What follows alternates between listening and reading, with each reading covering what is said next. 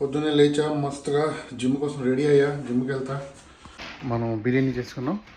So ఎంత మిగిలిందో చూద్దాం. 2 ట్రేలు చేసుకున్నాం కదా. ఇది ఓ ట్రే ఆల్మోస్ట్ ఖాళీ. ఇది ఇంకో ట్రే.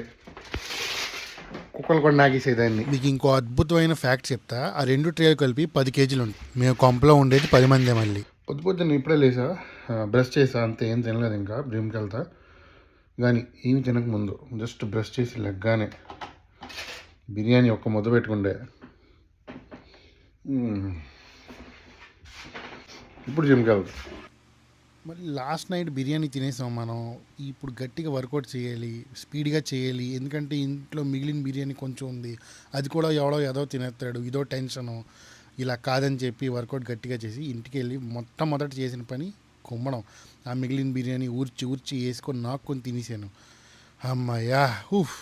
ఆ తర్వాత ఈరోజు టార్గెట్ పూర్తి చేసాం. రేపు మళ్ళీ కలుద్దాం. అంతటి వరకు బాయ్.